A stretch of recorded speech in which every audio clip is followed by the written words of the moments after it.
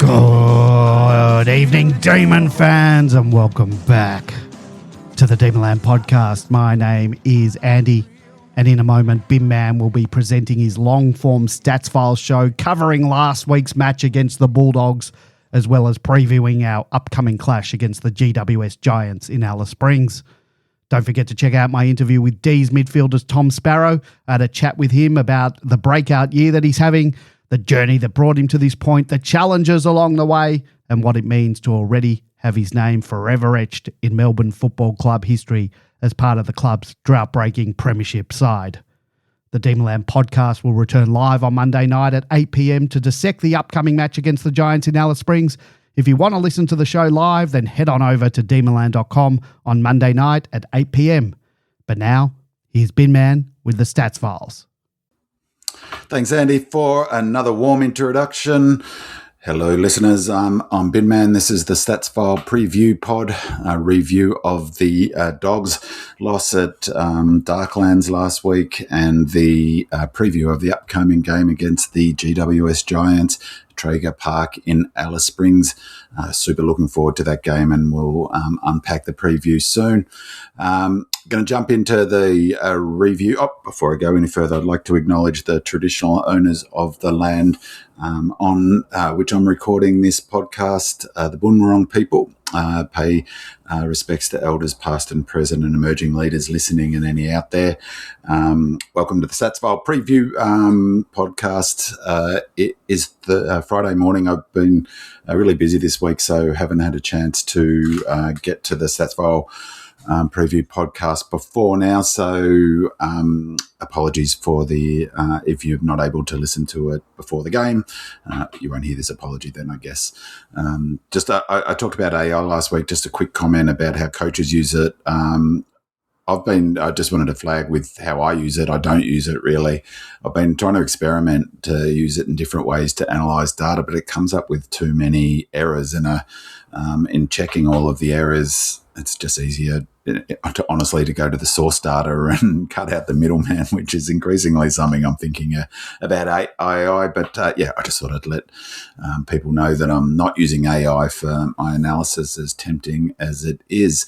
So I'm going to jump into the preview of the review of our loss against the Dogs. Before the game, I mentioned in the preview last week, I should say, for this game, I mentioned much depends on whether we're up for this game and sort of what condition we're in terms of our running power in particular, and that will be evident from the jump. And I think that's what was interesting, because from the jump, to my eye at least, we were clearly a bit flat. I said coming into the game in the preview, obviously, last week, that was a really major concern for us.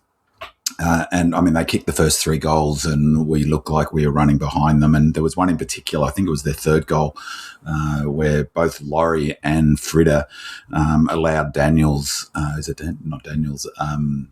the Daily Bale, to run rings around both of them and run away from them, basically set that goal up to Richards for his first goal, and he had a cracking game. So unfortunately, beware the injured Dogs. King has said any number of times through after he got the gig and through the whole season, dozens of times, that and it's clearly evident by just watching us play, that running power is completely fundamental to how King wants us to play footy.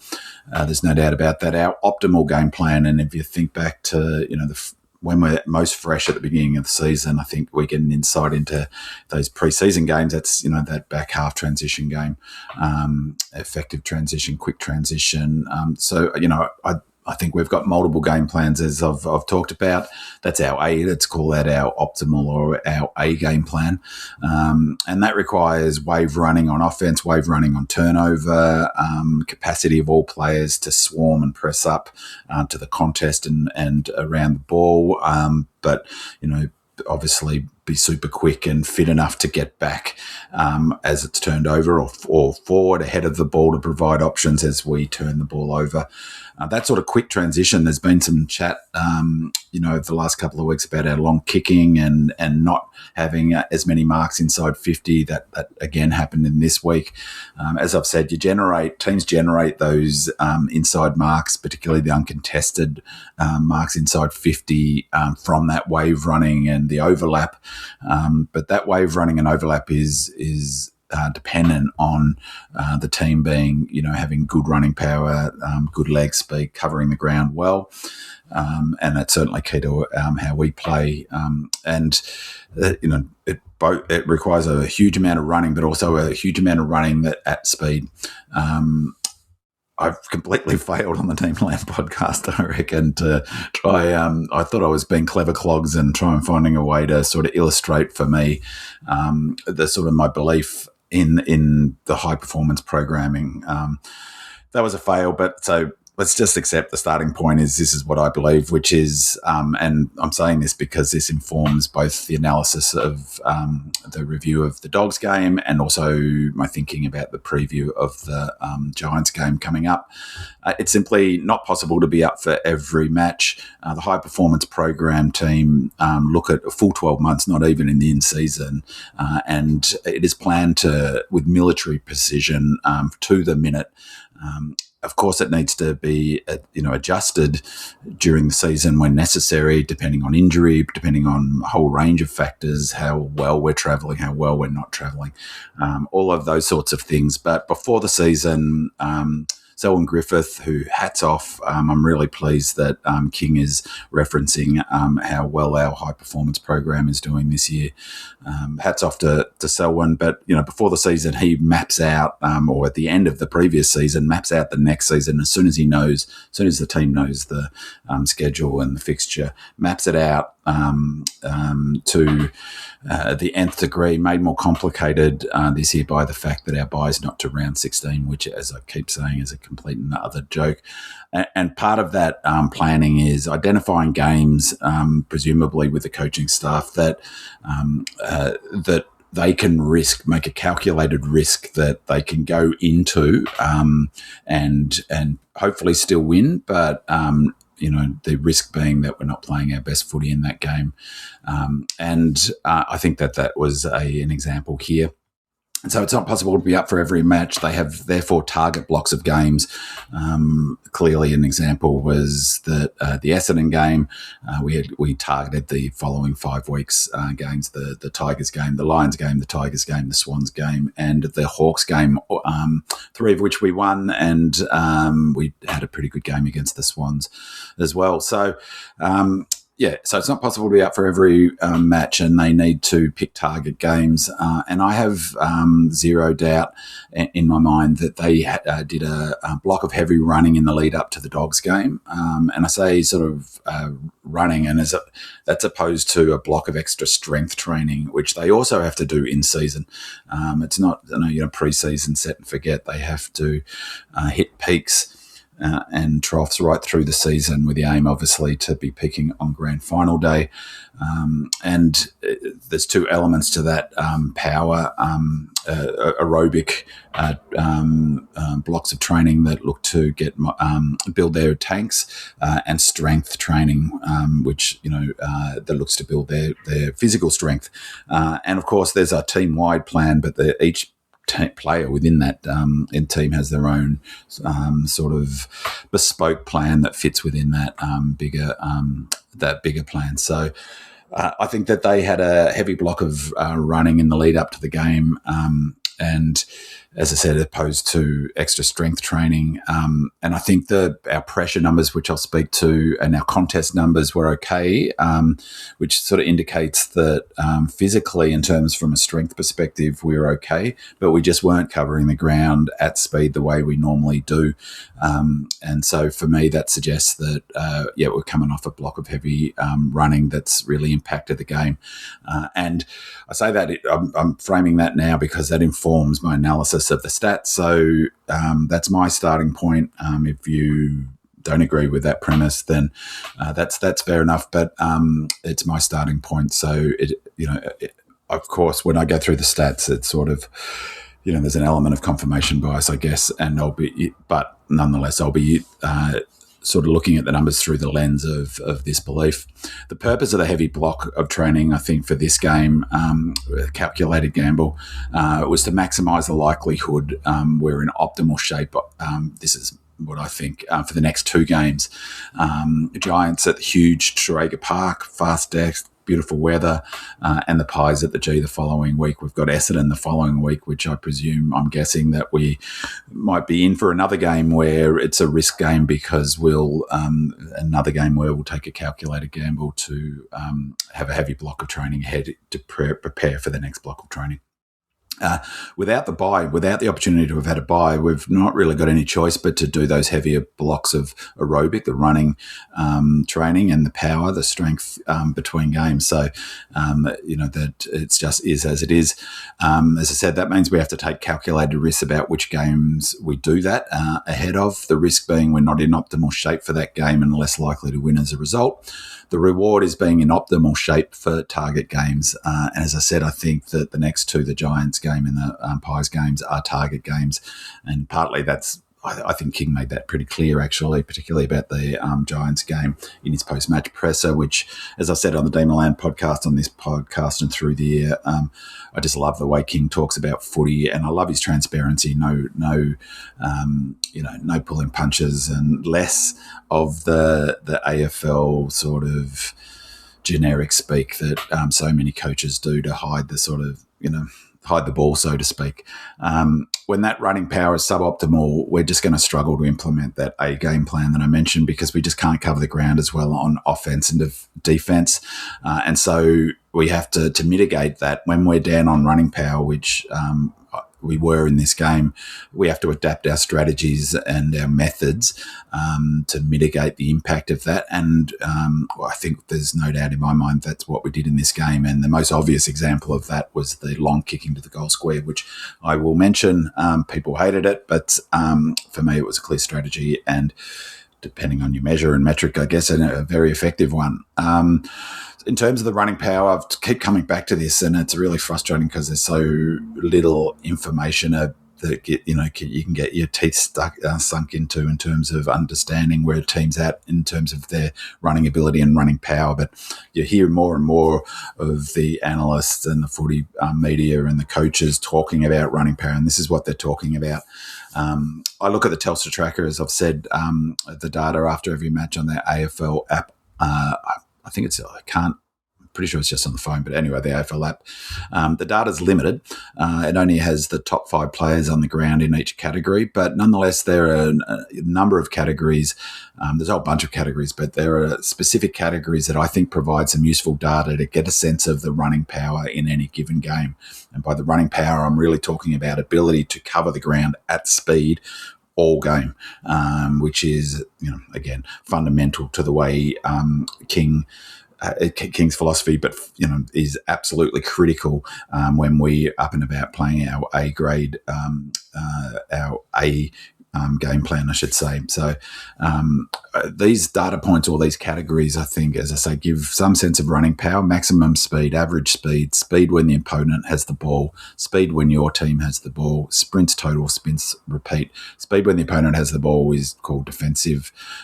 Average speed in defense. Speed when your team has the ball is average team in attack. So we routinely have the top player in each of those categories I just mentioned, and the majority of the top 5. And we often have all 5 players, particularly interestingly, in speed, in defence, and speed in attack. Then sometimes it's like against Brisbane, we had all 5 players, the top 5 speed in attack were all Melbourne players, but strangely the top 5 defensive players or the average speed in defence were Lions. But so we routinely dominate those categories: maximum speed, average speed, defensive, attack, sprints total, sprints repeat.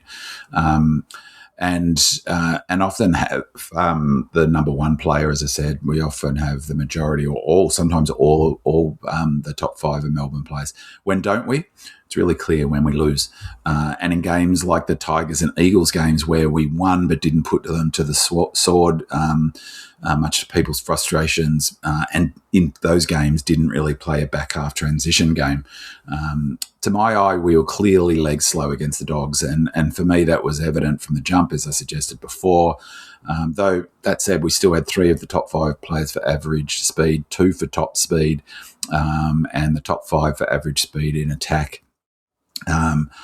However, in terms of that running power, where it's most evident, in some ways the most impactful when it's down, is defensive spread, and how we play in terms of our defensive spread and ability to stop the opposition, in this case the Dogs, on transition. In this game, the transition, and I'll speak to this when I go through the key data from the game. It wasn't disastrous, but they were better from the back half than us. 51-34, the score from the defensive half to them. And, the numbers, they were a little bit better at moving it from their back half from D50 to forward 50. Again, I'll speak to that. So, we actually did a relatively good job in defending our defensive spread and defending turnover, but not good enough. And it was a big factor in the sense that in a 3-point loss, it was a key factor. So, all players have to do defensive running. You'll hear it called defensive spread. The relevant Telstra Attacker data point that I was speaking to, which is taken from the GPS, things that the players wear in the top of their jumper, is average speed in defence. So running when the opponent has the ball.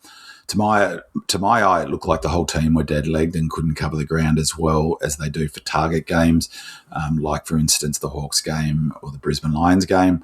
The key players providing... At the Brisbane Lions game, by the way, I think is a really good sort of example of, the previous week against the Bombers, we just couldn't run anywhere, and then suddenly the next week we blitzed the Lions for running. As I said, to my eye, it looked like the whole team were dead-legged and couldn't cover the ground as well as they do for target games. And but the key players, so all players have to do that running, but the key players providing defensive run, defensive spread that helps us stop transition, stop the opponent transitioning the ball from their back half, are our fleet of high half forward utility type players. Sharp, Langdon, Cross, Laurie, Chandler and Latrell are the key players in that mix. Bowie is also now providing good defensive run, and Colt has a really good tank, and the other player in the mix for providing sort of defensive run and spread, although he's really sort of an offensive runner, is increasingly Langford, who had a terrific game in this game. So Sharp, Langdon, Cross, Laurie, Chandler and Latrell, therefore, are super, super critical to how we play, and it's a moot point to a degree how many disposals they get, how many goals they kick. Their KPIs, as I've mentioned before, relate to these data points. Latrell was managed in this game, so I think that was a great analogy for the entire team, the preparation for the entire team. He was managed so he would be cherry ripe for the next 2 games, and King was asked in the presser, "Is Latrell come straight back in?" And that was an example of what I love about King's honesty. Is most coaches would just go, "Well, we'll see during the week or whatever." And King sort of thought for a beat and said, "No, he's straight back in."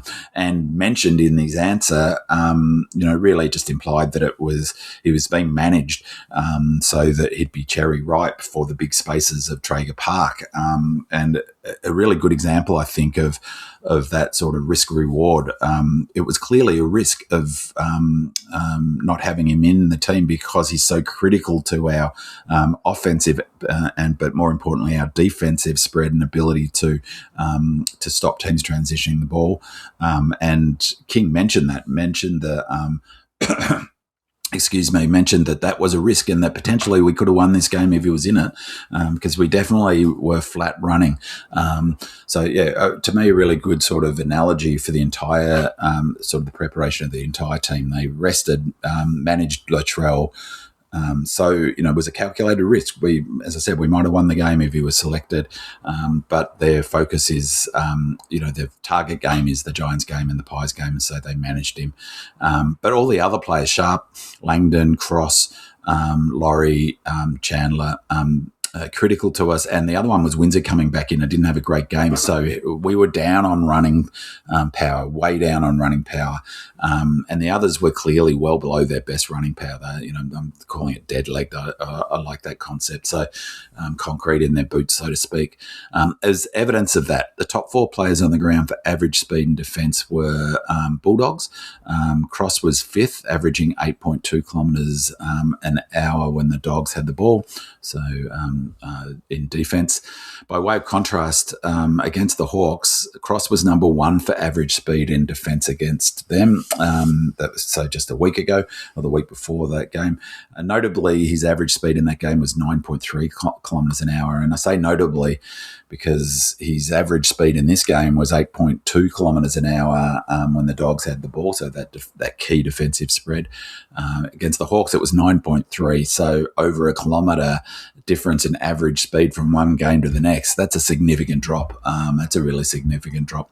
I probably should say, I think also sort of in the mix for all games at the Docklands is just, it's really noticeable watching the game, and I was sitting up on the level 3 behind, how much smaller it is, like in terms of how congested it is. So I think sort of, we play well at the G because we use the width, and we that really advantages us in terms of our running power, coming back to the running power. And so I thought it was really interesting that one of the things King noted in his post-match presser is how wide and how big Traeger Park is. And so I think Traeger Park will really suit the way we play footy under King. But it's super congested at the Docklands, and I think it makes it hard to get that separation and that space and that overlap handball. So I think that's worth noting too as a contextual thing in this analysis.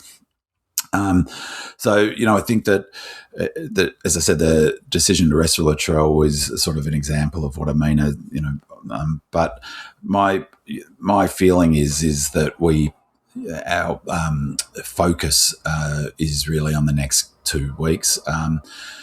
The strategy of kicking it along to a contest was a much sort of debated thing in the media and on Demon Land, I think, and it's sort of a chicken and the egg thing, but this is my view. I think we had a heavy block of training, as I said, and that we were we're always going to be because of that down on running power. So I think the strategy of kicking along to the top of the goal square and bringing the ball to ground inside 50 was implemented by King this week to mitigate our lack of running power, our likely lack of running power, which is how it played out. So leaning even more into the fact that we're a territory team, but leaning even more into that territory. It was an effective strategy. We didn't win the territory battle, but this is one element of it. It was an effective strategy in terms of efficiency. So, people aesthetically, maybe people don't like it, and we didn't take many contested marks. You don't take many contested marks in footy these days. So a lot of people the sort of starting point was criticising it. But as I noted on the Demon Land podcast on Monday night, it was, the coaches wouldn't be unhappy. It was super effective strategy, and at least in terms of efficiency, we scored more than half the time we went inside 50, and so above 50% for efficiency going inside 50 is gold standard. We kicked a goal more than a quarter of the time we went inside 50. Both stats are better than our season average, and both stats are better than the Dogs' percentage of scores and goals from their inside 50, and both stats in terms of goals per inside 50 and scores per inside 50 are better than the AFL average. So scores, we scored 53.2 points in this match. 53.2% of the time when we went inside 50 we scored. They only scored 40.4%. That's a huge differential in percentage, 12.8. So AFL average is 46.3, 53.2 is 7, tick under 7% better than the AFL average. That is awesome. by way of contrast, our average scores for inside 50 last year were 45.1. So super efficient. Everyone was bemoaning our efficiency for the last 3-4 years. And, it's interesting that no one was really pumping that aspect up in this game because they were bemoaning the long kicks and, the fact that so few of them were marked. But it was really our key way of scoring. Goals for inside 50, we scored a goal 27.7% of the time. We went inside 50. The Dogs were 24.6. Where that's a tick over our season average of 26.8 and well and truly over our 25 average, which was 22.3% of the time we went inside 50 last year. We scored a goal and above the AFL average, which is 24.5% of the time. So that strategy clearly worked from a scoring perspective, and I would argue probably also from the goal of mitigating our lack of running power for this game. I think that was it was successful on both aspects. What did I get right in my preview of this game? I was in my preview last week about this game. Well, I was worried that this was a danger game. That proved to be the case, obviously. Really concerned about this game coming in. It was because, my thinking was that it's, would be completely understandable with physically and mentally we're a bit flat after a huge 5 weeks of footy, travel to Sydney, travel to, if 6 weeks, if you include the gather round, travel there, the 5-day break, 6-day break, the sort of emotion of the Anzac Day Eve, the next week, the Jim Stimes game, the huge Hawks win, 68,000 people, biggest crowd for a home and away game against the Hawks ever. And then, so, that's a long time to be up psychologically. It's a long time to be up physically. I was really worried about that. And then having to go on the back of all of that and get yourself up for a game at the Darklands. Really, it's unbelievable that they built a purpose-built AFL ground and made it so bloody small and dark inside. So, so this was always a danger to ground from this perspective. And I did put a caveat on it that, on top of that, that's possible that we, who knows, with a high-performance program that, we might be targeting future games, in which case we might take a calculated risk into this game in terms of our preparation, which is what I think we did. And so the next point is I didn't get this right either. So, I said that the game – what I did get right, that the game didn't get into a ping-pong transition game, and it didn't really. Whether that was by design or we engineered it as a bit of a chicken and the egg thing. I think we partly engineered it. My argument was that they wouldn't want to get into a transition running game because we would torch them if that does, but that was premised on the fact that we'd be somewhere close to optimal physical shape, which I don't think we were. I actually think that we were the ones who were. So I got it right. The game didn't get into a ping-pong transition game, not a huge one. In any case, it wasn't bouncing back and forward between the goals or the arcs. But perhaps, it was I got it right, the outcome right, but the reason perhaps wrong. I got right the fact that the game would be under the total match points of 190. The first time in 7-8 games between the Dogs and the Ds where the total match point hasn't been over the line. So that was interesting, got that right. And I think that's sort of a manifestation. The total score was 183, I think. That's a manifestation of these strategies of making the game into a contest, which it was a really physical game, and I'll speak to the pressure ratings in a sec.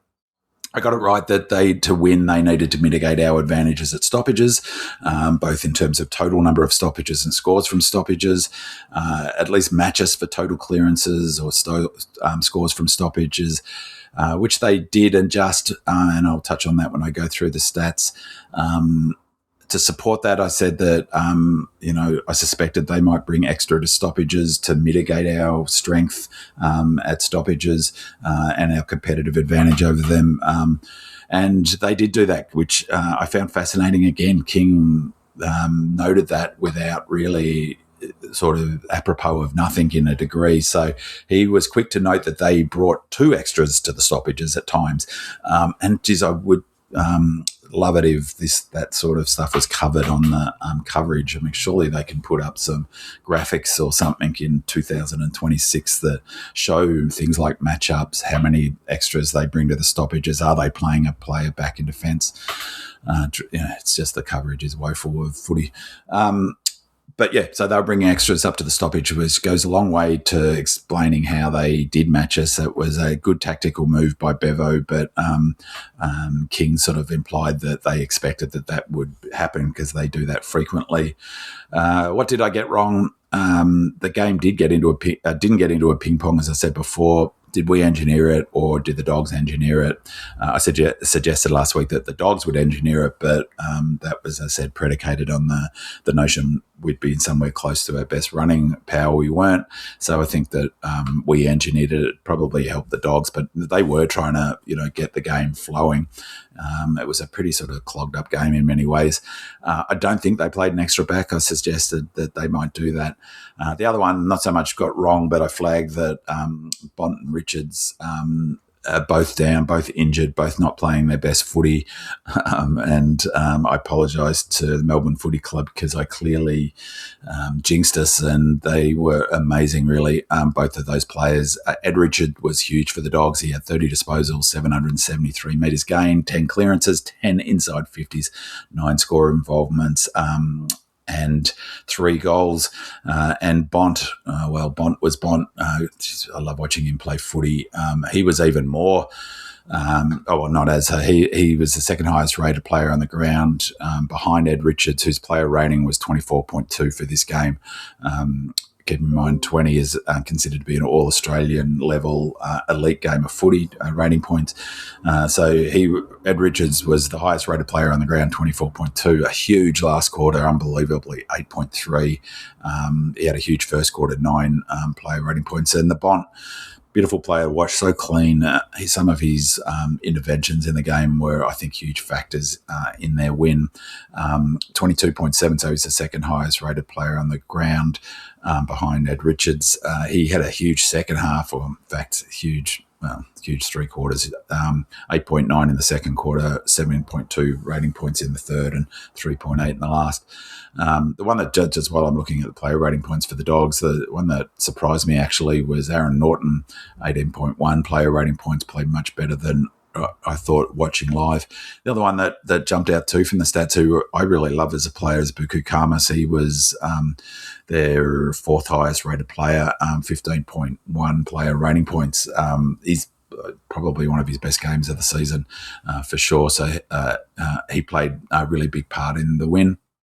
That's what I got wrong and right last week. Ed Richards and Bont really were big factors in the win, 2 great players, and they stood up in a must-win game for them to a degree, puts them back sort of in the right direction, and some impressive sort of tactical stuff, I thought, from Bevo, bringing the stoppages up as something that he does often, but, it certainly was effective.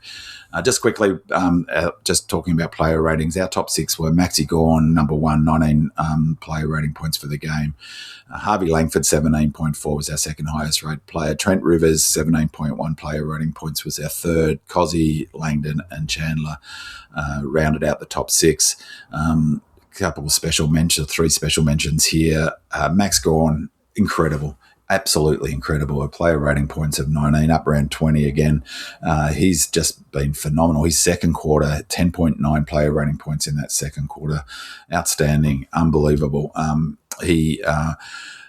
think, this is where the AI would be helpful, but I just don't trust it. But so I keep thinking, I imagine but I'm thinking that he's probably been our top 3 rated player in almost every game, bar 1 or 2 tops, maybe only 1. He's been our top rated player in at least 5 or 6 of our games. Incredible season he's having for a player at his stage of his career.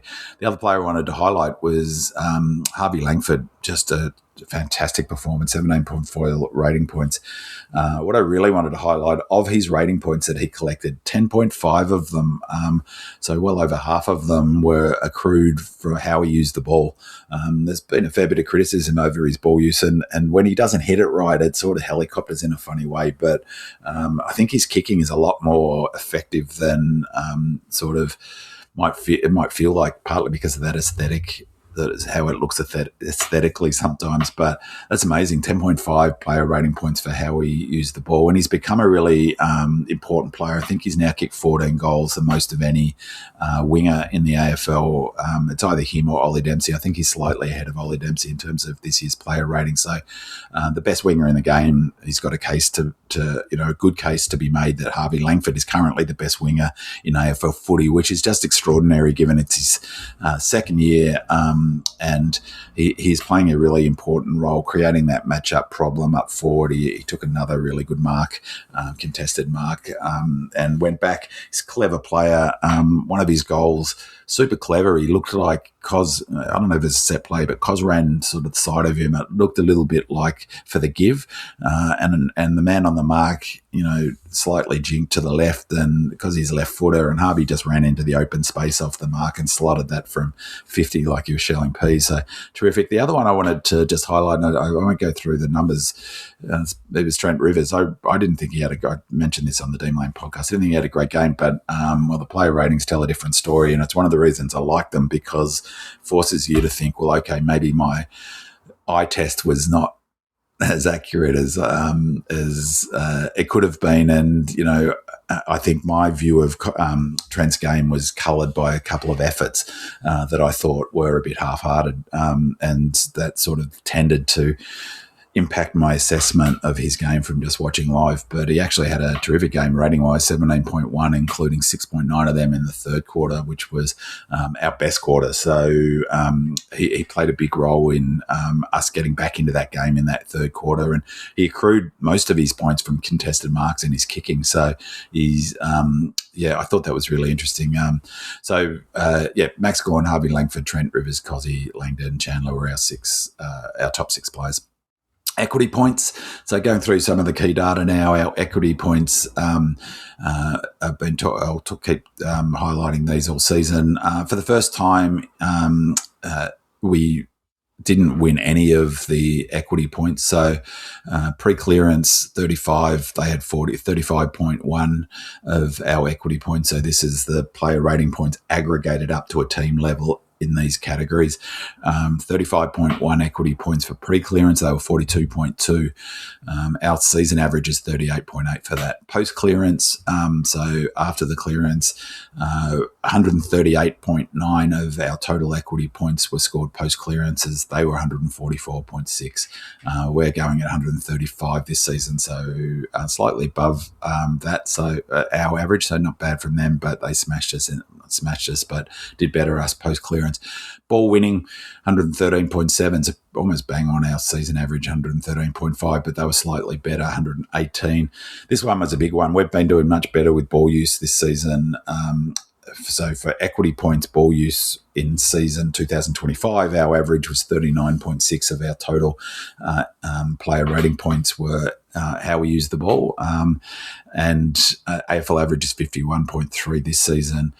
We're averaging 62.8 this season. So it's unbelievable, really. So our average in this season is 62.8. Our average last year for how we use the ball, and this will come as no surprise to anyone who wept as we couldn't hit a target inside 50 or couldn't kick to a forward's advantage or turn it over, because we slammed the ball on the boot. Thanks, Claz, and thanks, Track. So our average for that was 39.6 last season. It's 62.8 this season. That is a massive jump, and hopefully the media will start talking about it. But in this game, we could only manage 58.3 to their 60.4, 4.4, and I think it was a big factor, to be honest, because they hurt us on turnover, and that was, in a 3-point game, any of these things are big factors. They hit us on turnover, which I'll touch on in a second. I wanted to touch on pressure before I jump into the other key stats. Really impressive. And so that's why I think I was really impressed with our effort in this game. 3-point loss, they were deserved winners, but the scoreboard tells the deserved winner is the team that's in front, and we had a chance to win that game, obviously, with Langford dropping a mark that probably would have slotted. We win that game. So I think we were in a great mindset. We approached the game really well, unlike the Essendon game. as I said, I think we've done a heavier block of running training coming into it, but our physicality and contest was terrific, as evidenced by the pressure ratings. For the match, it was 186, 184 +2. It's one of our that'd be probably in our top 3 or 4, maybe top 5 pressure ratings for the season. We opened strong, 192 to 179 in that first quarter, plus 13. But after that, they got on top pressure rating wise. So 176, 183 in the second, 172 to 173 in the third. And in the last quarter, all credit to both teams and all credit to us for, fighting that game right out. 200 pressure rating points in that last quarter to their 202. Really high pressure game. Partly, as I said, I think that's a function to a degree of the congestion that is generated at Darklands. In terms of the players applying the most pressure, I mentioned these on Monday night. Cos, Sparrow, Steele, Chandler, and Petty were our top 5. Just notable for Cos. I mean, notable Tom Sparrow's been in our top 1, 2, or 3 every game, I think, for pressure. I'm pretty sure I'm right in saying every single game. So he's been incredible. Cos's season average for pressure points is 46.5. He had 87 pressure points in this game. He had 40 pressure acts. That is an incredible game of physical AFL footy from Cos. And as I've said before, what a combination of his skill sets of being able to use the ball and be so brilliant at some of the skill-based stuff, but yet wins his own footy and is super high pressure. I've mentioned this before, but the player in many ways that he's starting to remind me a lot of is Lee Matthews. All right, so I'm going to just quickly run through the key stats for this match. So disposal efficiency, increasingly I'm not really thinking this is much of a useful stat, but we slightly bested them. So 72.9 to 72.1. So, this is where the ball use tells a different story, the ball equity use. Kicking efficiency, 71 to 67. So that, again, we were more efficient with them. We hit more targets than them, but that they were more impactful when they won the ball with their use of the ball. Kicking inside, kick into clangers was bang on 59 each. Meters gained by hand. I thought this was interesting. We were down on meters gained, so they were more direct than us in total, 5,639 to their 5,993, so negative 354 meters gained. The one that was interesting, though, was for kicking. It was handball meters gained. So we're averaging 383.9 a game, 380.9 metres a game by handball, and that includes the chains, the running in between the handball chains. And they were 267, which I actually was a bit surprised at. So we were plus 83 for handball metres gained, and that's how you generate the overlap, as I mentioned before. And so it was curious that we actually had more metres gained by hand than them, not far off our season average, but we weren't getting much bang for buck from it. So suggests to me that they did a good job of cutting off that next chain somehow, or and again, I think the tight confines of Darklands is a factor in that, because there's just not as much space to overlap and run into. A time in forward half, they dominated territory, which is sort of probably picked up in a bit by winning the metres gained by their kicking. It was for the match, it was 52.9 for them, 47.1 for us. They had 10 more inside 50s. That was a big factor. So, if, as I said before, about our efficiency going inside 50, if we had, we scored a goal a quarter of the time, that we went inside 50. If we had 10 more inside 50s, we win that game. We score another couple of goals, or if we had 4 more inside 50s, and we scored a goal a quarter of those times, we win by 3 points. So I know that's simplistic, but so the issue really wasn't the long kicks to the goal square is really my point. The issue was we didn't have enough territory.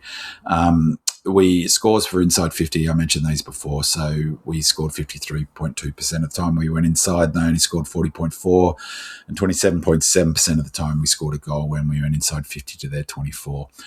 On transition, so this is where our total change to scoring percentage was slightly better than theirs, 21.2 to 19.3. They matched that. They defensive 50 to forward 50%. They definitely moved the ball better from their back half. 15.2% of the time we went from our D50 to forward 50 percentage. They were 24.3% of the time. We're averaging 23.6 this season. So we were well down on our ability to move from the back half. And I think that was a function of our lack of running power in this game. Defensive 50 to score percentage, though, we were more efficient when we moved it from our back half.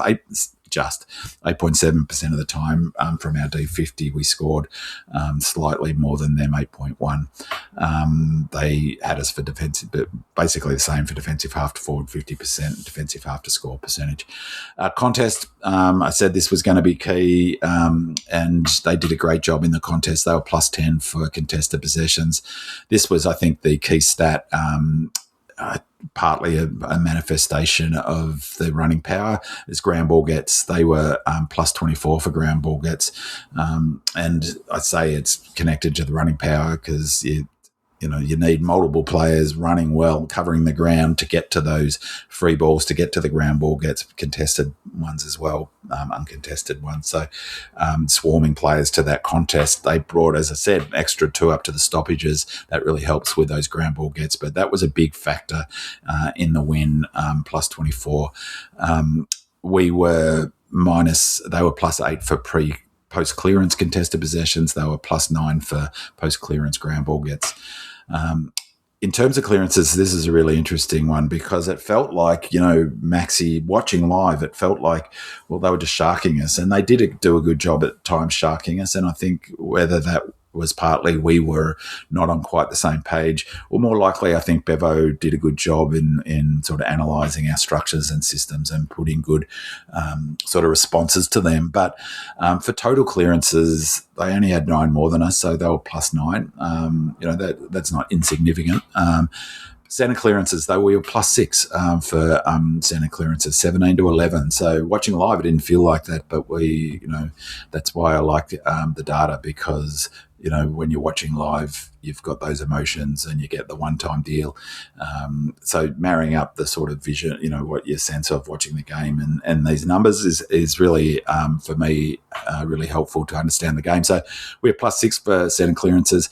The damage was done in the stoppage clearances around the ground, and I think Lob did a fantastic job actually around the ground in particular. Fighting the good fight against Maxi and being physical. I really wish the umpires would look after Maxi more, but Lob did a good job around the grounds. The stoppage clearance, the raw numbers around the grounds were 19 to 34. So they were plus 15 around the ground stoppages. We were plus 6. That's where you get the total number of stoppages. They were plus 9. So I think that was probably a massive factor. I said, what did I get? Ryder talked about the importance of mitigating clearance as well. They smashed us around the ground. Big tick for Bevo. That's partly where the 2 extra the stoppages comes in. So the payoff is elsewhere, I guess, but they bring 2 extra to the stoppages. You're wanting to win that particular one. But unlike first possessions at clearances, we had 1 more than them. But first possessions to clearance percentage was a key thing. And again, maybe this is partly a manifestation of having 2 extra stoppages. When they did win in the first possession, turning that into an actual clearance, they did that 83.7% of the time. AFL average is 74.3%, so they were brutally effective at actually getting a clearance once they won the first possession. We were only 70.5% of the time. For context, though, our season average is 72, so it's not like it was a disastrous from that perspective. They were just awesome at 83.7%, so that was a big factor in the win, I think. Defensively, we were terrific in this game. It may not feel like it in some respects because they won the game. So, but we had 8 more intercepts than them, plus or 8 for intercepts, 75 to 67. We were plus 6 for intercept marks, 16 to 10. We had 10 more tackles than them, 72 to 62. We had 4 more tackles inside 50, 16 to 12. And so this is a pretty high number. We lost 40% of our defensive one-on-one contest, but they lost 46.2% of theirs. So for context, our season average is 26.5% of defensive one. So yeah, Disco didn't have a great game. He looked a bit fatigued to my eye.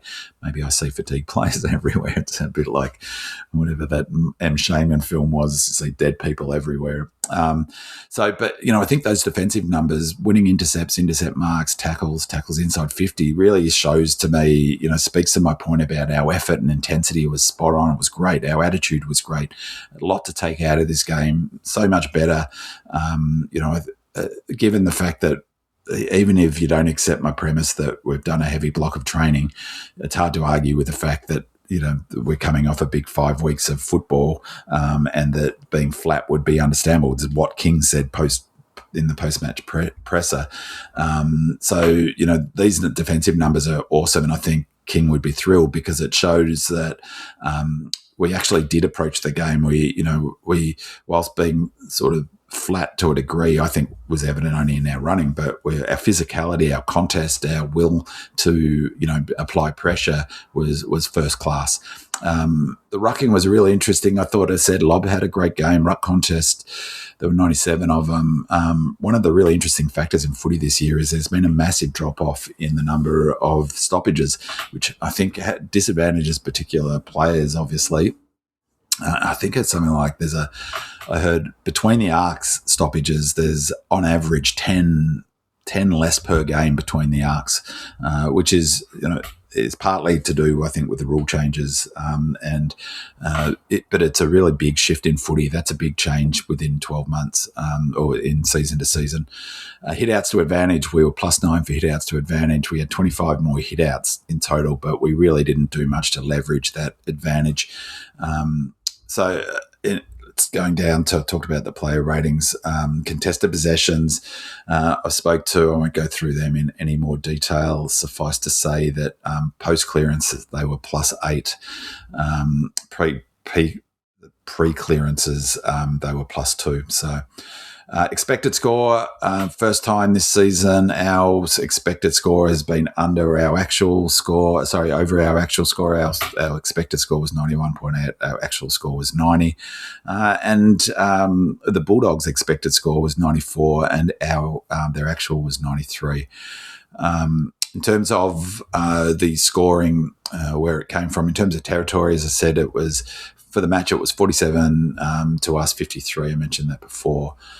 The last quarter was the big one worth noting. We were running on fumes, I think, in the last quarter, and I was really impressed with their effort to stick in this game because some of the numbers were a bit concerning in that last quarter. But I think as evidence of our sort of the lack of run in our legs. The first quarter was 50-50. The second quarter, we had it in our forward half 54% of the time. The third quarter was basically 50-50, 49-51. It collapsed in the last quarter. We only had it in our forward half 36% of the time. In that last quarter, they were 64% of the time.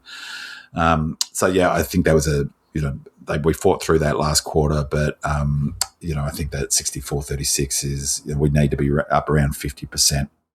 In terms of where the scores were coming from, the score sources, we scored 24 points from centre bounces, so season average is 15. So, the raw stoppage numbers are important in terms of territory, and they were a big factor in the last quarter.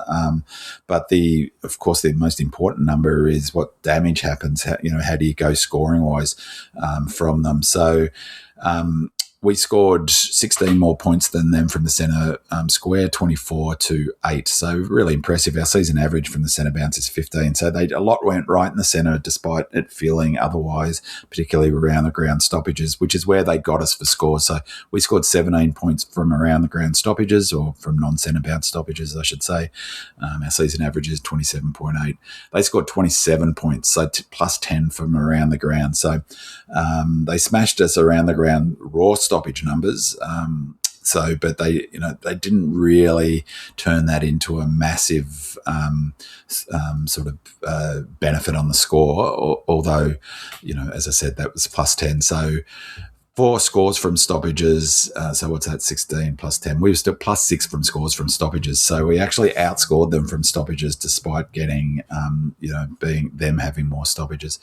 The key one in terms of score source, I think, is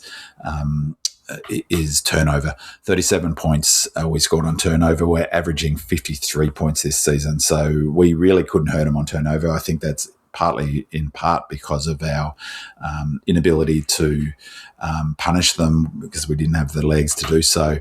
But the big thing was that they scored 51 points on turnover. Now, to put that in context, we're giving up 50.8 a game. So, but when we're playing our best footy, it's the turnover scores are going to be high. We're going to give them up, but we didn't want to give up 51 in this game, and I think that was probably the key number. The ground ball gets and the scores from turnover, 37-51, so plus 14 for them. I talked about that they were pretty good from the back half. The points from defensive half, wasn't disastrous, as I said, but we defended it okay from a transition.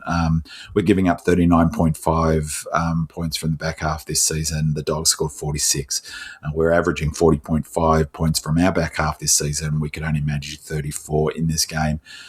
Again, I think there's an issue, it's a challenge from the Docklands congestion, but, they got nearly half their score from the back half. We were well down on what we would have hoped in that game in terms of our scores from the back half. Jack Steele, in terms of centre bounce attendances, our non-rucks were Steele, Sparrow, Caleb Windsor, Cozzy Pickett, Cade Chandler. So that's back to, what's that, 1, 2, 3, 4, only using 4 players at centre bounces attendances. So it looks like that, the pattern's clear. 4 or 5 is the max we're going to use. Interestingly, Trent Rivers, who took a number the previous week, didn't have any this week. I thought that was really interesting.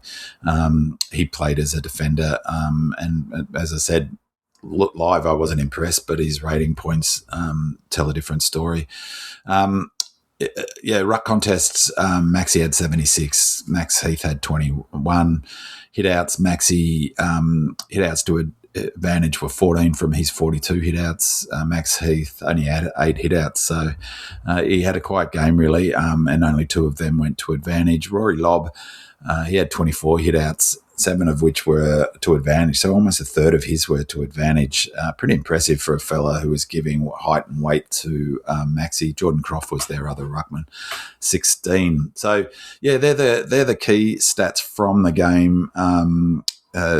It was a tough game. I just really quickly thought the quarter-by-quarter differential, some of those numbers were interesting. Our best quarter score-wise, the best quarter full stop, was the third quarter, in which we kicked 5 goals, 3. And just sort of in terms of hanging tough, a comment before about us fighting the good fight in that last quarter, despite being smashed for territory and other numbers. So the Bulldogs in that last quarter won inside the 50s. They were 19-8 for inside 50s in that last quarter. They smashed us at clearance 15-6 in that quarter.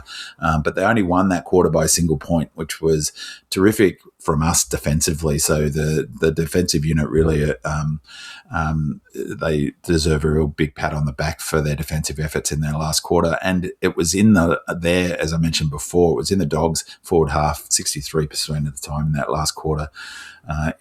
some of the numbers just quickly quarter to quarter. We were minus 15 for disposals in that first quarter, which I think is a reflection of our lack of run. Plus 3 for clangers in the first quarter. That was a big factor in us giving up 50 points on turnover, plus 4 in the last quarter. Again, they were big factors in us getting hurt on turnover. Contested possessions, we were minus 2 even in the first quarter. We were minus 2 in the second, and in the last 2 quarters, minus 4 in each of them. Well, they were plus 4. Uncontested possessions, minus 14 in that first quarter. We were a bit flat to begin with. That actually improved through the game, but, they were getting more of the footy. They were running away from us when they were most fresh. I don't think, again, another thing around our running power. In the last quarter, it was we were minus 1. We were plus 11 for marks in the first quarter, which I thought was curious, but then after that, it was minus 6, minus 1, minus 5. Total clearances were minus the 2 quarters where we really got hurt. We were plus 1 in the third quarter, our best quarter. We played well in the late part of that second quarter. We were plus 4 for clearances, but it was the first and second where we really got hurt for total clearances, minus 5 in the first quarter and minus 9 in the last quarter, as I said before. Inside 50s were basically level until the last quarter, and where they had 10 more than us in the last quarter. So again, we did really well to only give up a point, but we just, we couldn't get, we needed to get that extra goal, obviously, to get it out to 9 points. And maybe someone could have told Steele that he was hot and kicked it before he got run down by Richards. So they're the quarter by quarter. Just the other one was chain score, is that so expected scores from the chains that we had, we were plus 6 above our expected score in the first quarter, plus 3.9 in the second quarter, plus 5.6 in the third, but we collapsed in the last, which is why I wanted to highlight. So we're minus 13.4 points from our expected scores from our chains, possession chains in that last quarter. And so that explains, well, goes a long way of saying that we couldn't, when we did have our chances chaining up in that last quarter, we didn't take them.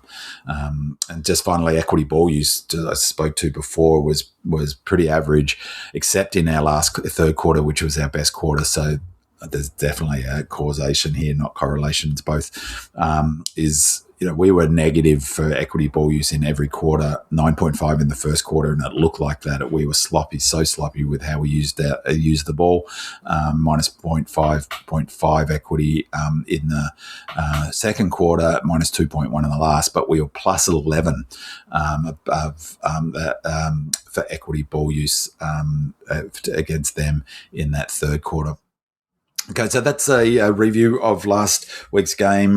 The sort of short version is impressive effort. I was really pleased with their intensity. I was really pleased with the sort of mindset.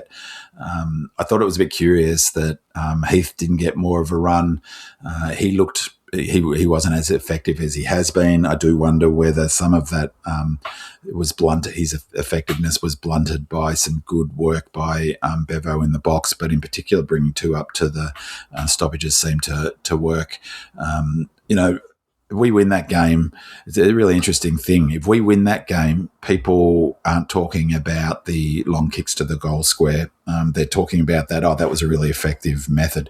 People aren't talking about their effectiveness around the ground because you go, well, our numbers weren't too bad in that space. So, we kick one more goal and the conversation shifts. So, nonetheless, disappointing to lose, but I was proud of the boys' effort. As I've said, I think the focus of last week is in preparation for last week is as much about this week and next week as it is that game. Which brings me to the next game. So the Giants game. The Giants are a really hard team to get a handle on. They've had massive injuries. So I'm going to run through some of the key things. It's the weather's going to be perfect, 27 degrees up there. They've a light wind, so the conditions will be awesome on a big, fast, big oval, fast deck. So really enjoyable game of footy, I think, coming up. I haven't seen a hell of a lot of Giants game. I'll put that out there. So I have seen some of them. I didn't see the game last week. I'll speak to that in a second. The Giants Lions game. I've got of course a sense of how the Giants like to play their footy. Not a million miles away from how we like to play our footy. It must be said.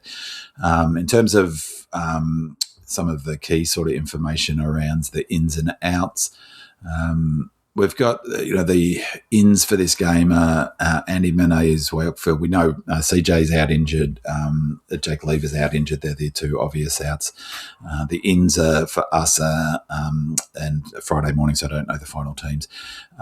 Andy Mane's Wakefield, Latrell, Jack Henderson, Brody Myercheck, Tom McDonald for us. And out for them, Jack Buckley and Jake Riccardi, both best 23 players, I reckon. So they're good outs for us, bad outs for them, but good outs for them, good ins for them. Sam Taylor, Lockie Whitfield, Harry Rouston, Lake Alia, who is it? Jose Delana, I'm not quite sure how to pronounce that name. In terms of that, in terms of player rating points, how that stacks up with Lever and Jath going out and the players that I mentioned coming in, we're plus 2.6 player rating point. That's a net impact. That's the entire squad. So it depends a little bit, obviously, who ends up getting selected. And for their ins and outs, they've got ins, Buckley and Riccardi out. So they're plus 9.6, and the big part of that is Sam Taylor, obviously, and Lockie Whitfield are both highly rated players.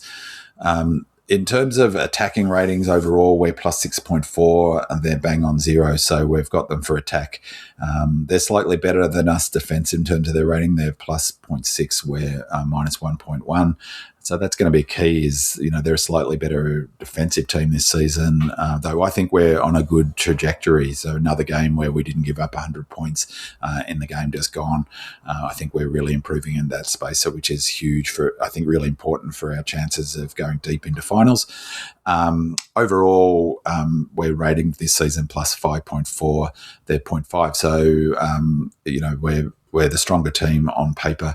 Team lineups, average age is bang on even, 25.5 each. Average matches, we're averaging 90 in the full squad, so it's important sort of caveat. 90 matches, they're averaging 104.6. Just running through some of the key matchup numbers. The time in forward half, we're 51% of the time, they're 49, so not much difference there. They've got the ball more often than us, so the slightly time in possession is slightly better. I think this is a big factor. So I'm not going to. There's a risk of over-indexing last week's game. So but the season in totality, they're plus 5.2 in terms of differential with their opponent for contested possessions. We're minus 0.7. So, I think that's going to be critical. Who wins the physical contests? They're like contest and defense is still the thing in all teams. All teams have to do that well, but that number jumped out for me. We're slightly better. Our differentials around clearance numbers. In terms of attacking, we're averaging 101.8 this season. They're only averaging 91.6, so 10 points more a game. Again, it's a little hard to tell with all their injuries out. Points from turnover, we're doing better in this space. We're averaging 53. So we're all of our attacking numbers, as I noted before, we're plus 6.4. They're 0 for attacking ratings, is reflected in these numbers. Points from turnover, 53 to their 50.6. Points from stoppages, this is going to be a massive factor in this game. We've got to win the stoppage battle, and they've got to mitigate this advantage for them to have a chance. We're averaging 42.8 game more than our opponents. We're averaging 42.8 a game from stoppages. They're averaging only 34.6. So massive opportunity for us to win. I think we really need to lean into that advantage. They need to mitigate it. They can match it. That'll be a huge win. I can't imagine they'll beat us at stoppages, but matching it, or maybe if they do beat us just slightly, will go a long way for them to win. 22.7% of the time we score there, 22.1. It's about the same. I mentioned before, attacking wise though, they go back in D50 to forward 50 percentage, 29.2% of the time. So that the famous orange tsunami, they move it when they're playing well, they certainly move it well from the back half. We're not bad in that space, but only 23.6% of time of the attacking stats that from Willow that I'm looking at that's the only one that they better us in. Basically, almost the same inside 50s. We've got them slightly there. Scores for inside 50, we score 45.7% of the time this season. When we go inside 50, they're 45.1%. Where they do have us in a number of categories is defensively. So defensively, 92.9 they're giving up. We're giving up 95.5. As I said, it's trending in the right way in that space. So points from turnover, we've got them here. So we're giving up 50.8 on turnover. They're giving up 54.3. So that's an opportunity for us to exploit that. That's a lot that they're giving up. It's not helped. Obviously, having Taylor out for them has been a big out. But they've got us for defending points from stoppages. They defend stoppages better than us, which will go a long way, as I said before, to win this battle for them if they can, is defend our stoppages. So that's really, I think it's a match. This game is fascinating from that perspective that we're our strengths are attacking and their strengths are defense. So that's a big difference. Points from stoppages, teams are only scoring 33.7 against them, and against us it's 40.4 per game. They're slightly better chain to score percentage, defending chains to score. They're slightly better, or actually quite better, defending movement from the back half. Their opponents 23.1, us 27.8%. Inside 50s, we are giving up slightly fewer, and scores for inside 50, they're defending slightly better. Almost a classic example just on the stats. In terms of, attack versus defense to a degree, although, as I said, we're trending in the right way with our attack. Some of the key numbers for them in terms of their rankings, statistical rankings, that sort of helpful to understand how they like to play. They're number one for handballs per game, which I actually found quite curious. They're number one for disposals per game. So a high disposal team, we're a low disposal team. That's a really nice sort of synergy there again. So there's some really interesting sort of aspects to this game. That's one of them. They're fourth for tackles per game. Contest and defense is key to the way they want to play. They're second for clangers in game, which is good for us. Third in rebound 50s per game. They're, in terms of some of their other ones, they're second in contested possessions per game. They're second in uncontested possessions per game. They're third in effective disposals per game, and they're third in 1%ers. But they're right down the bottom in contested marks, 16th for contested marks. They're 14th for marks inside 50.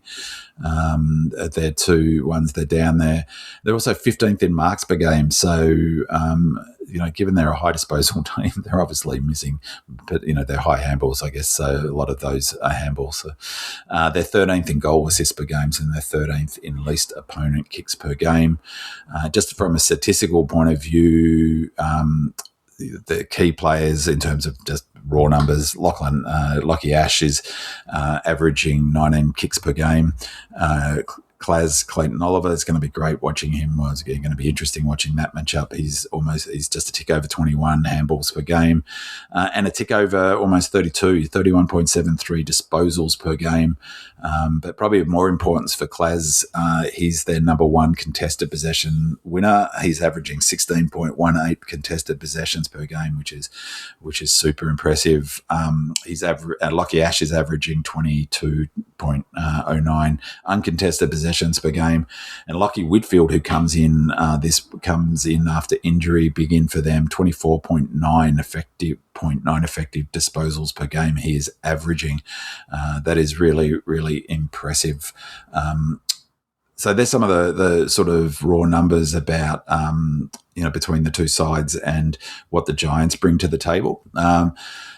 In terms of injury, I think this is a big factor. It is just about the most important factor in football, the key determinant of success. It's a number of injuries, but it's also, I think, just as important as the number of injuries, and arguably even more, it's who you've got injured. And so the two categories I would say is who is your best who have you got injured of the best 23 out, and who have you got injured of your best 5 players, as I mentioned last week about the Dogs. They've had a massive injury list this season, and it's a big factor in how they're travelling, I think. So it's a little bit hard, beware the wounded Giants, I think, very much. But this week they get 3 key players back, Aaliyah, Taylor and Whitfield, huge ins for them. Hopefully they're all a bit rusty. So particularly Taylor, who is really important to their intercepting and defensive structure and system. And, you could probably put a case together to say he's just about their most important player. Whitfield's really important, will be really important in this game in particular because he's such a great runner, and all runners will be required for this game. So, they've been really hit hard by injury. They have 7 of their best 23 out by my count. So Hogan, he's a big out, obviously. Kelly, Green, Jack Buckley, Riccardi, O'Halloran, and Darcy Jones. So that's 7 of their best 23 out. Assuming you think Kelly is in their best 23. He is. I mean, what I'm talking about, of course, he is. So that's best of their 23.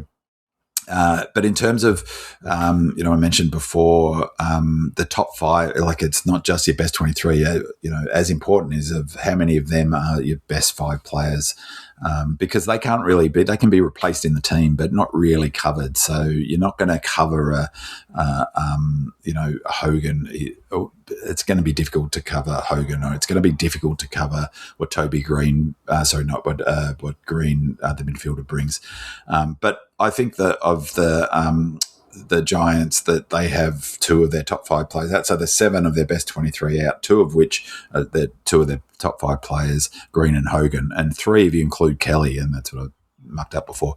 I don't think he's in their best 5 anymore, but some might. So 2 or 3 of their top 5 players out. Assuming Mychek, who is a test, comes into the side, we have 5 only. We have 5 of our best 23 out, I think. Lever, XL, Salo, Viney, and Cully. Well, actually, now that I think it's 6 because CJ as well. So 6 of our best 23 out. I don't think any of those 6 players are best top 5 players for us. So, from an injury front, we're better placed. I mentioned there's a risk in terms of the Giants' form. There's a risk in over-indexing last week's performance against the Lions. It's notable that the betting market certainly hasn't. We're favourites for this game.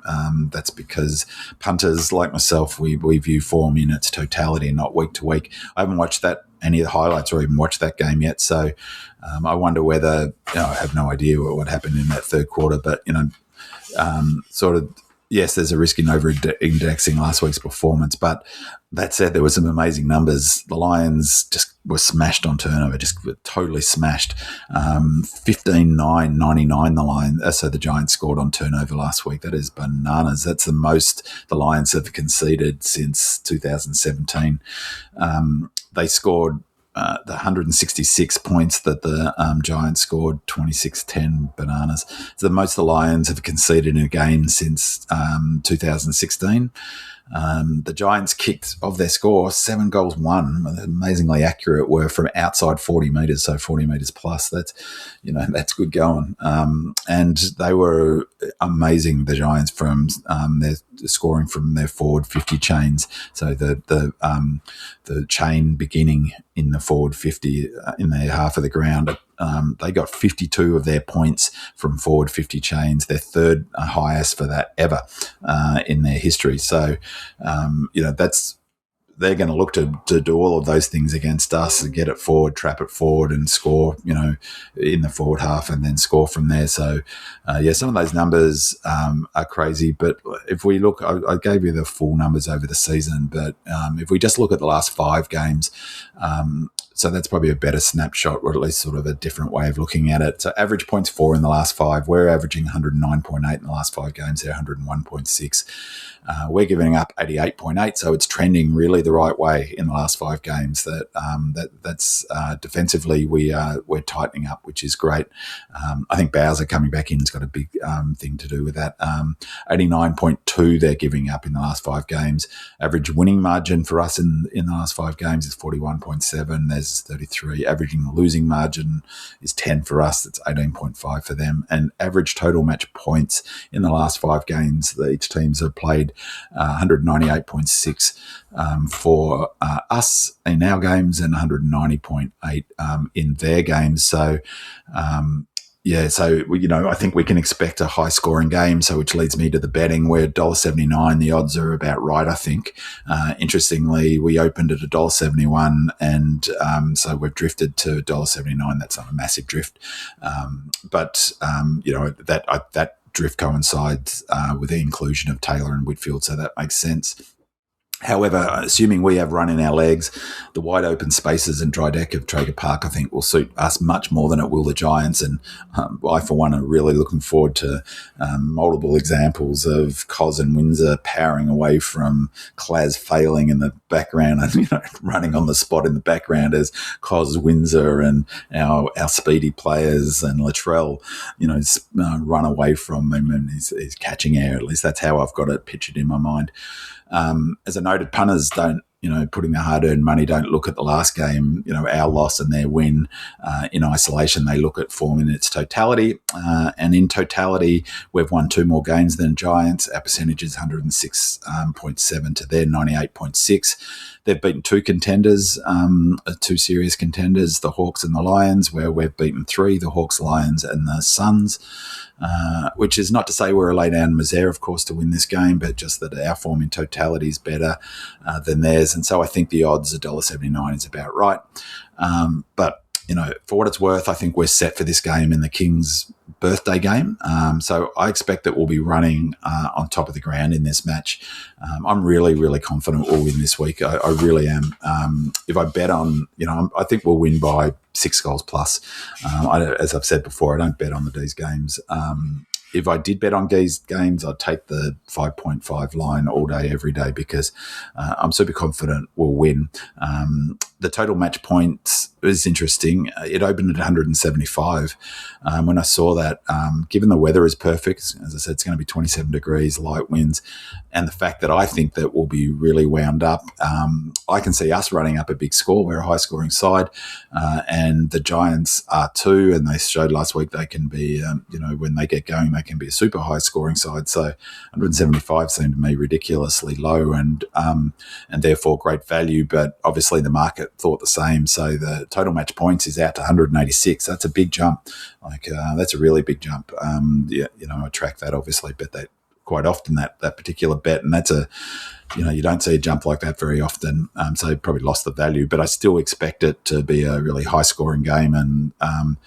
And again, not encouraging punting, but if you were to have a punt, I reckon the D's are pretty good value at plus 40, $5. You can get $5.25 for that, because I reckon we're going to, I'm confident that we're going to have a good win.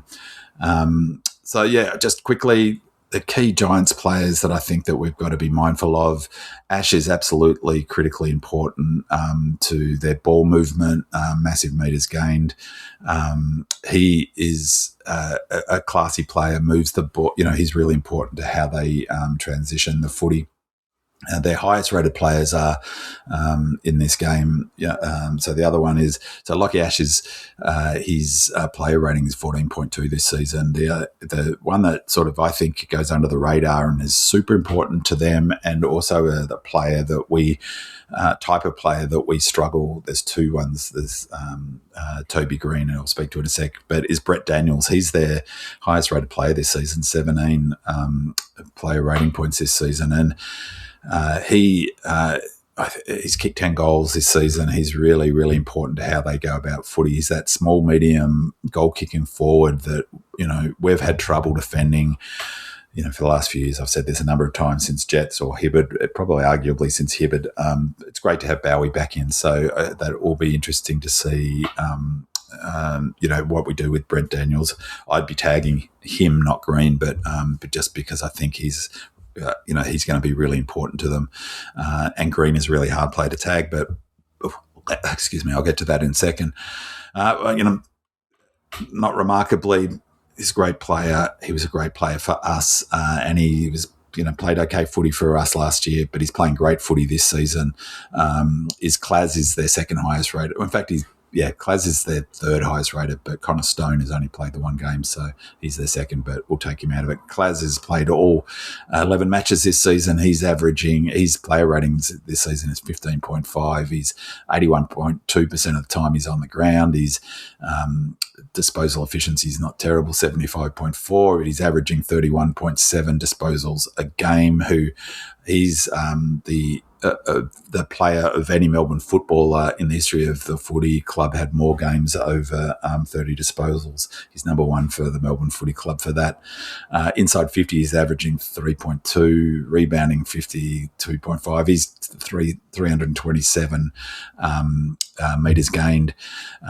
Contested possessions is where he's been critical for them, 16.2 he's averaging this season. He's averaging 8.5 clearances a game.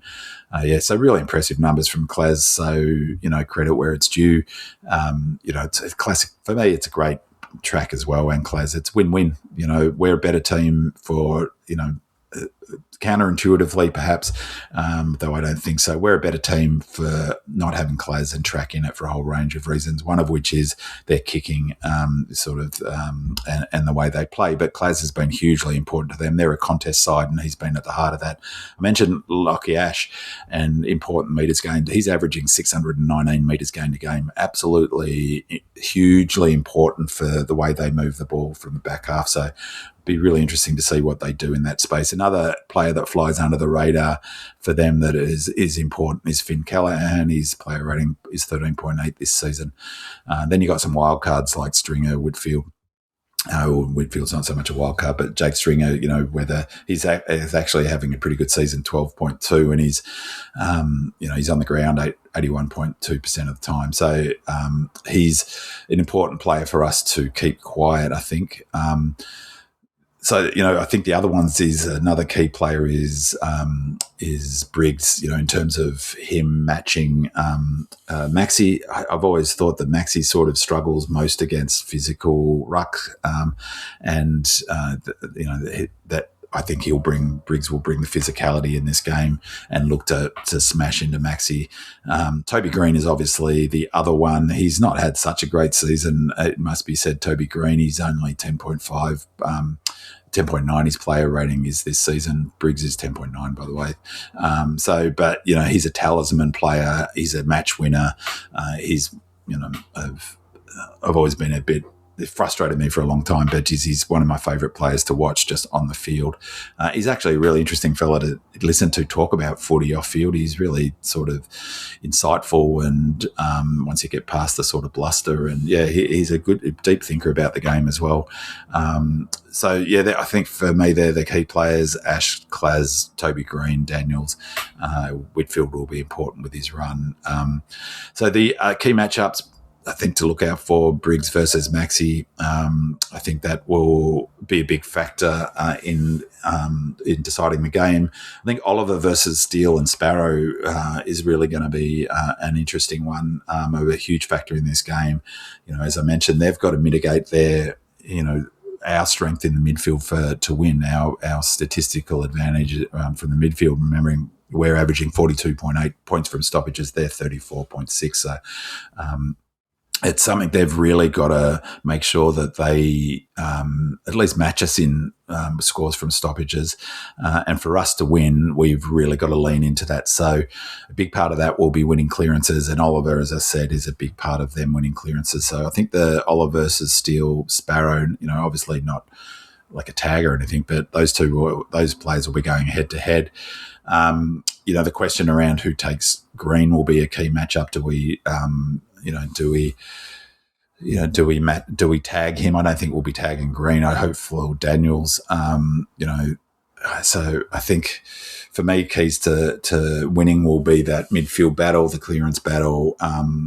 I really think the big key to for them to beat us and for us to win will be the back half transition game. I'm really predicting that we will be in great shape and that we will be playing the sort of footy that we did, for instance, in round one against the Saints.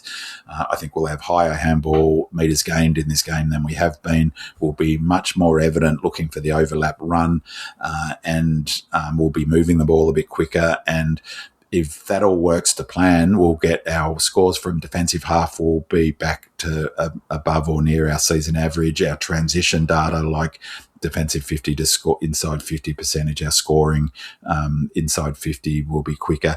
And one of the key metrics that will be clear is that if we do get our running game and our overlap running game, and I think we'll look to use the entire width of the thingo and move it quickly and take high risk kicks onto the corridor when they're on. If that's working, what we'll see is our marks inside 50 will go way up. So because that creates space inside 50 as the tic-tacking drags defenders up to try and stop that tic-tacking. I think, the Orange Tsunami is what they play. They'll try to look to hurt us on the rebound. One of the problems for them is their injury rate impacts their ability to cover the ground. So they've been not been that sort of attacking running game that all the time that they play when they're at their best. But they're getting closer to their best, as evidenced last week. So I expect a transition game, high turnovers, lots of movement, low stoppages.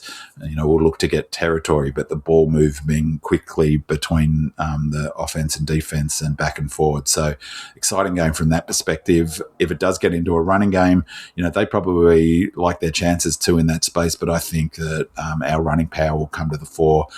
As I said, this is the connection to what I was saying about in the review of last week's game. Accept the premise that we did the block of training and that we took a calculated gamble for our preparation for the Dogs game.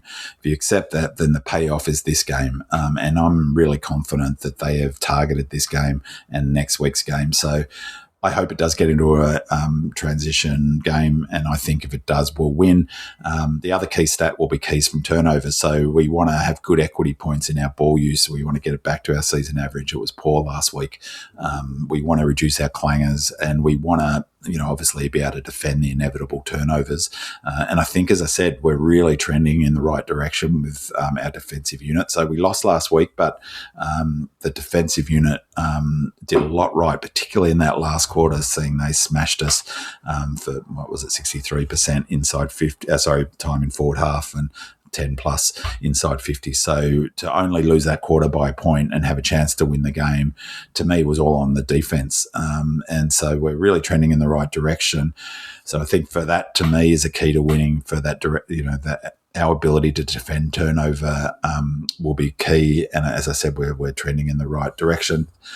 Finally, it's just some questions to ponder. The big one will be selections. This is going to be fascinating. So Lever and CJ are out. We know that. We also know Latrell 100% comes in. Again, the honesty of King, I just love it. Yeah, he's coming back in, and this is the reason we rested him, and this is why he's coming back in. And so Latrell coming back in will help offset the run we're going to lose with CJ going out. But the query I have is, does T-Mac come in for Lever, which is King flag that? That seems logical. And, like for like, he's been playing terrific footy at VFL. I love the attitude he brings to going down to Casey and such a great role model for the younger players. I could not have more respect for Tom McDonald. And at some stage or other, I'd love to meet him, and I've never met him, and tell him how much I respect his attitude to what he brings to the footy club. So he would be the logical one to bring in. But I wonder whether we might roll the dice and instead bring in another runner, possibly AMW, maybe Henderson, but I reckon AMW is probably ahead of him off the back of a fantastic game at Casey last week. He was awesome, AMW, running through the midfield. So, obviously good tank, got good running power.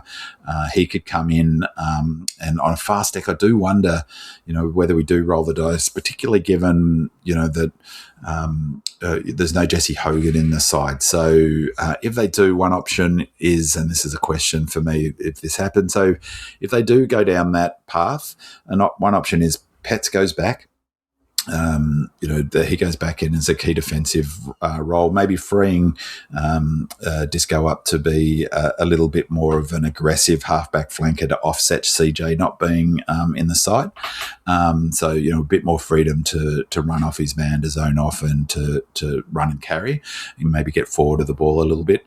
So Pets goes back. This is one option. Myercheck comes in. And I found it curious that they selected him on the bench, maybe they're doing a late test. So let's say Myercheck comes back in. I think if he does, there's a chance Jeffo gets dropped. As much as that he's been good, he was good against the Hawks and he's playing well. I think there's a risk of over-egging the pudding how well. He was our lowest rated player last week, and of course playing your role is important, but still nonetheless he was our lowest rated player, and that's rated by scoreboard impact. So as a forward, you want to be you don't want to be our lowest rated player. It's usually defenders who are our lowest rated player. And that's that sort of inconsistency. He was good against the Hawks, not great against the Dogs. And that's the inconsistency George talked a bit about on the, as flagged as a concern on the Demonland podcast. So, Pets goes back, Myercheck comes in, Jeffo gets dropped. That would mean CJ, Lever and Jefferson out, and Myercheck in, Latrell in, and possibly AMW, and then AMW in, and possibly AMW if they didn't want to use him as a high half forward or in that rotation of utility runner types. He could possibly run with Daniels, but given the fact that he's been playing as a midfielder and resting forward at Casey, and he played as a forward, albeit for probably just practical reasons against the Eagles when he played.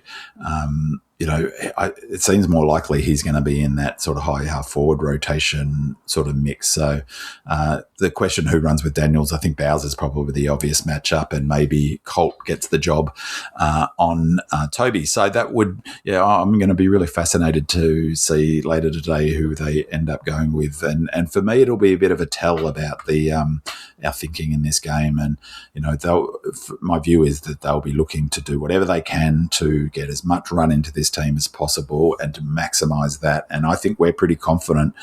King is pretty confident. The players are pretty confident that when we've got a target game, when we're set for a game, we can outrun and run through the line better than any team that we're going to play. We're super fit, and they talk the talk and they walk the walk in that space. What am I pondering? I mentioned Colt and Toby. Does Colt go to Toby? I'm not sure whether you sort of need a tag on Toby. He hasn't been as impactful as he has been in previous seasons, but you'd just love to see Colt, wouldn't you, go to Toby Green because they remind me of each other. Colt would be in his ear all day. The niggle would be just something to see. I'd just love to see it, full stop, just for the entertainment value. But we need to shut down Daniels, so mentioned that. So potentially a job for Bowser, but if not Bowser, who? That would be one of the questions I have. Another one I had was, will Briggs look physically to smash Maxi? And I suspect that will be the plan. I hate it. And so if yes, the big question I have is, will Maxi get the protection he deserves from the umpires? I just think that, the scragging, the pulling of his jumper, the hits, he gets so much of that all day, every game he plays. And I really want to see the umpires in the AFL do something about that. So, that will be a big contest, Briggs versus Maxi. And then finally, will they tag Cos? Teams are now putting a lot of time and effort into mitigating Cos. He was really good last week despite having attention as well last week. So, I don't know whether they will, but I suspect they'll probably have to, because he's such a damaging player. All right, so that's a thorough preview of Sunday's game. Really looking forward to it. We'll be wearing our Indigenous jumper. I don't think we're playing as Naarm, so we were Naarm last week. I should have said that in my wrap up. And the second round of the Doug Nichols round. As I said, I'm super confident about this week. I wasn't disappointed particularly, I mean, I was disappointed we lost. I wasn't surprised we lost against the Dogs. So I wasn't particularly upset about the loss because I expected that there was a chance we would lose. I will be really disappointed if we don't win this game. As I said, I expect us to, really look to attack. I'm predicting a 43-point win. Let's see how it pans out. I will do a full review next week in the Stats File preview podcast of the big game against the Pies at the MCG for the Big Freeze. What an event that's going to be. And review this game and see where I got it right and got it wrong. Hopefully, I've got it more right than I've got more wrong. Thanks for listening. I've been Binman. I look forward to speaking to you on the Demon Lane podcast next Monday and the preview next week. That was Binman with the Stats Files. Don't forget to check out my interview with D's midfielder Tom Sparrow. I had a chat with him about the breakup year that he's having, the journey that brought him to this point, the challenges along the way, and what it means to already have his name forever etched in Melbourne Football Club history as part of the club's drought-breaking premiership team. The Demonland podcast will return live on Monday night at 8 p.m. on demonland.com to dissect the match against the Giants in Alice Springs. See you then. Go Demons. Go Red Leggers. It's a grand old flag. It's a high-flying flag. It's an emblem for me and for you. Well, it's the emblem of the team we love, the team of the red and the blue. Well, every heart beats true for the red and the blue as we sing a song for you. Should old acquaintance be forgot? Keep your eye on the red and the blue. Where the team played fine in the year 39. We're the team that no one can lick. And you'll find us there after the final bell with the spirit of 1926. Every heart beats true for the red and the blue as we friends sing this song to you. Should old acquaintance be forgot? Keep your